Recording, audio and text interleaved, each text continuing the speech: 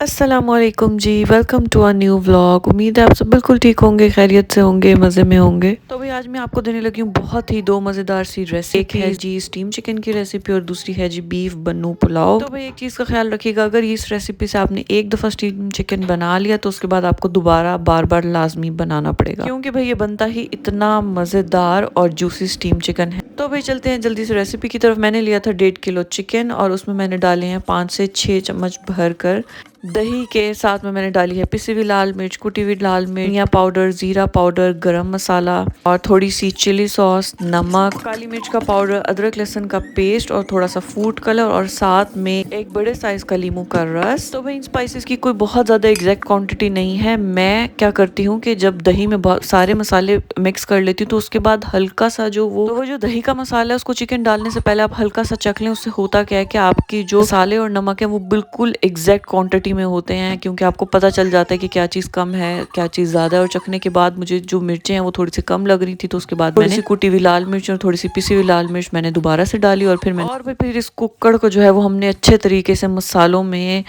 लथपथ किया, ताकि इसके अंदर जो कट्स लगे हुए हैं उनमें भी अच्छे तरीके से मसाले रच और बस जाएं। अगर आप अच्छे रिजल्ट चाहते हैं इस चिकन को एक रात पहले मैरिनेट कर दें, नहीं तो आप 2-3 घंटे कम से कम इसको मैरिनेट करें, उससे इसमें बहुत अच्छे तरीके से मसाला जाएगा। तो भाई हाजिरी लगवाएं फटाफट से बीफ और मटन पुलाव के शौकीन लोग, क्योंकि भाई आज मैं आपको देने वाली हूँ बहुत ही मज़ेदार और बेसिक सी बीफ बन्नू पुलाव की रेसिपी। बन्नू पुलाव से अक्सर लोग वाकिफ होंगे, पाकिस्तान में बहुत मज़े का इसका पुलाव मिलता है बन्नू पुलाव के नाम से, और मुझे भी बहुत पसंद था ये, तो मैंने फिर इसकी 2-3 रेसिपीज ट्राई की और ये वाली जो रेसिपी है बेस्ट बेस्ट जो है वो बीफ और मटन का पुलाव बनता है। आपकी मर्जी आप बीफ ले लें, आपकी मर्जी आप मटन ले लें। यहाँ पर मेरे पास 800 ग्राम्स जो है वो बीफ था और कुछ मैंने हड्डियां भी उसमें अलग से डाली हैं, क्योंकि हड्डियों का जो है यखनी बहुत अच्छी निकलती है और बहुत अच्छा टेस्ट आता है। तो भाई गोश्त को जो है वो मैंने कुकर के हवाले कर दिया था गलने के लिए। उसमें मैंने सिर्फ एक तेज पत्ता और जो है वो हाफ बादियान का फूल डाला था, वो इसलिए कि गोश्त की स्मेल ना आए। तो भाई आपने गोश्त में इतना पानी डालना है कि गलने के बाद उसमें जो है वो 2 से 3 कप यखनी बचे, क्योंकि ये यखनी जो है वो हमारे पुलाव में जाएगी। यहाँ पर जो है वो मैंने 3 मीडियम साइज के प्याज लिए थे, उनको अच्छे तरीके से जो वो मैंने सड़ा लिया था, ब्राउन कर लिया था। और उसके बाद मैंने उसमें थोड़ा सा पानी डाला और फिर मैंने उसमें अदरक लहसुन का पेस्ट और एक मीडियम साइज का जो है वो टमाटर काट के डाला। और भाई साथ इसमें जाएंगे बहुत ही बेसिक से स्पाइसेस, 2 चम्मच जो हैं वो भर के गरम मसाले के और 1.5 चम्मच भर के जो है वो कुटी हुई लाल मिर्चों का।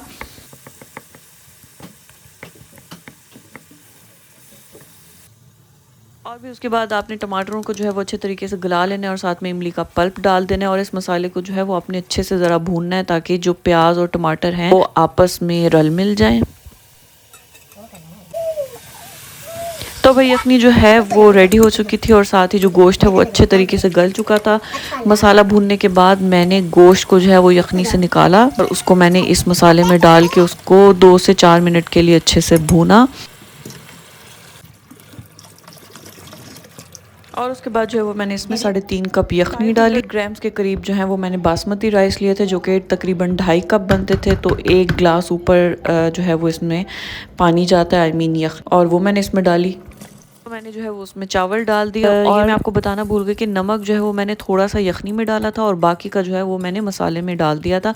मगर भाई मेक श्योर के चावल डालने के बाद आप एक दफ़ा जो है वो नमक को आप लाजमी चखें, ताकि नमक कम ज़्यादा होने की बिल्कुल गुंजाइश ना रहे। चावलों का पानी खुश्क होने के बाद जो मैंने चावलों को दम पे लगा दिया। मीनवाइल मैं बाकी काम करी थी। यहाँ पर जो है वो मैंने कसाई खाना खोला हुआ था। पता नहीं मुझे क्या सूझी थी कि हाथ से मुझे कीमा करना है, और इस कीमा करने के चक्कर में जो इतना बड़ा छुरा मेरे हाथ में है, इससे मेरी हड्डियों का कीमा हो गया था। करते करते मेरे हाथ दुख गए थे।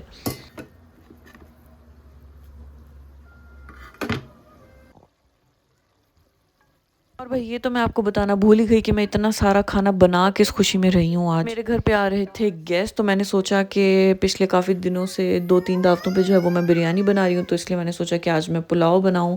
तो भाई एक तरफ बन रहा था दम का कीमा, साथ में जो है वो शिनवारी चिकन की कढ़ाई बन रही थी, और भाई ये साथ में मेरे दिमाग का भी कीमा बन रहा था, क्योंकि बच्चे बार बार किचन में आके रें मुंतहाने लगाई हुई थी, और एक मेरे सर पे कुछ बोल रहा है, दूसरी नीचे बैठ के रो रही है, तो बस साथ में मेरे दिमाग का भी कीमा बन रहा था। भाई मैंने सोचा कि कुछ रह ना जाए बनाने के लिए, मैंने मीठे में जो है वो मिल्क केक बनाने का सोचा। स्पॉन्ज जो है वो मिल्क केक का वो मैंने एक रात को पहले ही बना लिया था। और यहाँ पर जो है वो मैं मिल्क केक जो मिल्क होता है उसको रेडी कर रही थी, जिसमें 3 तरह के जो है वो मैंने दूध डाले थे, इवेपोरेटेड मिल्क, कंडेंस्ड मिल्क और अच्छी सारी क्रीम। मिल्क केक मैंने तब बनाना सीखा जब मैं पाकिस्तान में थी, और वहाँ पर जो है मुल्तान में एक ही रेस्टोरेंट था जहाँ पर ये मिल्क केक मिलता था, और बहुत छोटी सी क्वांटिटी में मिलता था। तो भाई इतनी छोटी क्वांटिटी होती थी कि अभी आपको केक खाने का मज़ा आने लगता था और ख़त्म हो जाता था। वहाँ से मुझे जो है क्यूरोसिटी हुई कि ये केक बनता कैसे, आखिर इसमें ऐसी क्या चीज़ डलती है, इतने मज़े का होता है। और फिर मैंने जो है वो सर्च की थोड़ी सी, मैंने 2-3 दफ़ा इस केक को ट्राई किया, और यकीन माने ये वो वाहिद मीठा है जिसको खाते खाते मेरा हाथ नहीं रुकता। इंशाल्लाह इसकी पूरी रेसिपी आपसे शेयर करूंगी। अगर आपको इसकी रेसिपी चाहिए मुझे कमेंट में ज़रूर बताइएगा, मैं आपको नेक्स्ट किसी वीडियो में इसकी रेसिपी शेयर करूंगी। तो भाई बहुत सारे मिल्क केक होते हैं ट्रेसलिशियस, और ये वो मगर जो लूटस बिस्को मिल्क केक है ये टॉप नंबर पे है। इसका कंपैरिजन किसी और मिल्क केक के फ्लेवर से नहीं है। सारे खाने बनाने के बाद मैंने इस बेचारी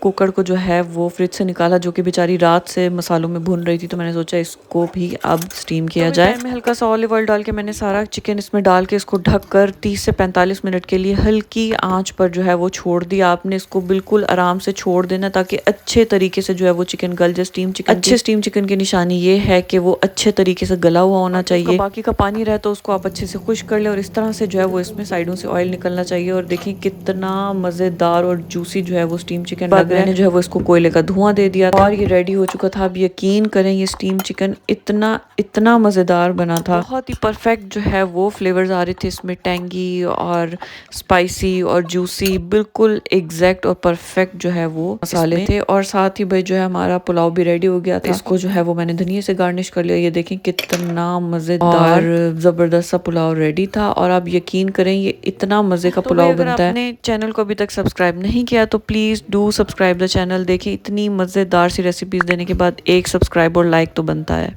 तो भाई इंतहाई मज़ेदार सा जो है वो पुलाव रेडी है। देखें कितनी इसकी नरम और जूसी बोटियाँ, इन बोटियों को तोड़ने के चक्कर में मेरी जो उंगलियां जली। देखें सारा हमारा खाना रेडी था, मेहमान आ चुके थे। दम कीमा, शनवारी कढ़ाई, पुलाव। तो भाई इसके बाद हमने किया खाना एंजॉय, और आज का व्लॉग करते हैं यहीं पर एंड। तो भाई रेसिपीज ट्राई करके ज़रूर बताइएगा कैसी लगी। मिलते हैं नेक्स्ट व्लॉग में, तब तक के लिए अपना बहुत सारा ख्याल रखिएगा। अल्लाह हाफिज़।